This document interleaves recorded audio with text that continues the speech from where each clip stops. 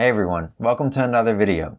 In this one, we have a subscriber request on how we can take two technical indicators such as a simple moving average or a relative strength index and put them on the same graph. We'll do this with vantage and matplotlib. Let's get started. We'll open up a text editor, and the first thing we need to do is to import the packages that we'll be using. Let's import pandas as PD, and then from vantage.techIndicators, we'll import technical indicators. If you need help installing either of these packages, I'll have links in the description below. These technical indicators coming from the vantage package just do some type of calculation on something that we're trading. And finally, we need to plot this, so we'll say import matplotlib.pyplot as PLT. Now let's drop down and say API key. And I already have an API key, so I'll paste that in here. But if you do not, all you need to do is to go to their website and request one. I'll have that link in the description below. We'll paste that key in, and then let's denote one more variable. We'll say period will be equal to 60. We'll use this variable to do the calculations for our technical indicators later on. Now we'll get those technical indicators. So we'll say TI as a variable is equal to TechIndicators as a function, and then we'll pass in our key. So we'll say key is equal to the API key variable, and then the output format that we want is equal to pandas. Now we can reference this TI variable anytime we want to use any of those technical indicator functions. Let's use those functions now. We'll say data TI, and then metadata TI is equal to this variable here, so calling in the technical indicators, and now all we need to pass is the function that we want to use. In our case, we want get relative strength index, so RSI. We'll use this as a function. This function has the keyword arguments of symbol. We'll set this equal to Microsoft. Then it has the argument of interval. So this is how often we want the information. So let's say 1 minute. Then we need to specify the total number of time periods that we want to use in this calculation. So we'll drop down and say time period. And we'll just set this equal to this variable here, period. We'll pass that in. And then we want our calculations to be based off the series type equal to close.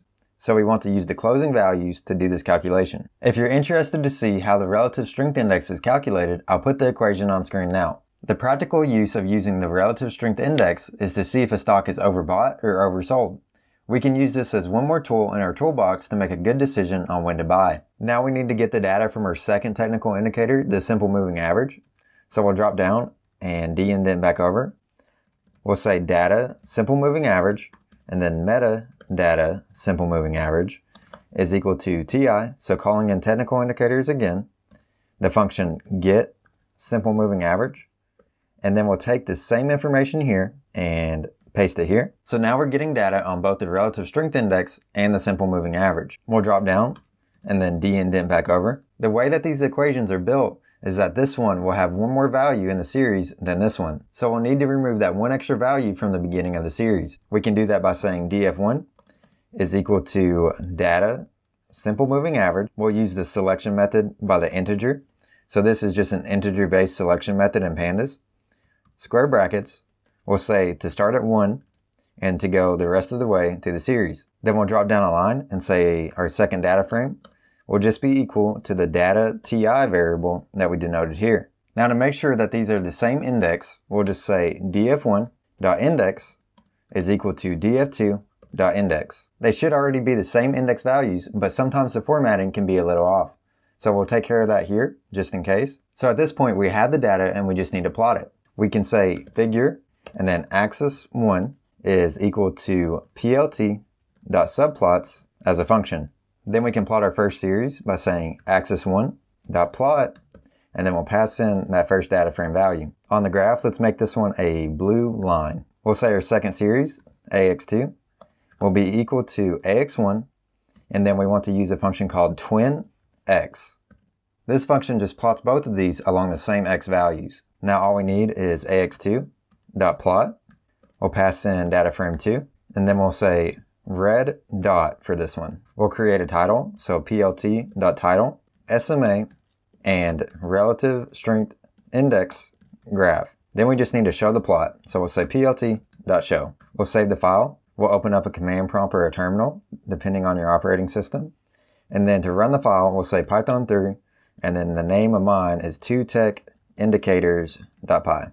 Once your script executes, you'll get a graph that looks like this. We've taken two technical indicators and plotted them on the same graph. Using the simple moving average and a relative strength index on the same plot may not give too many insights. That's because the relative strength index is looking at the volatility of when something is oversold or overbought. And the simple moving average is actually taking away that volatility. But I hope this shows you how we can take two technical indicators and plot them on the same graph using Python and matplotlib. And that's pretty much all for this one. If you have any questions about the relative strength index and you would like to see a full video, I'll be happy to do one. Just let me know. If you have any questions or comments about this video, I'm happy to answer those as well. I'll see you in the next video. Until next time.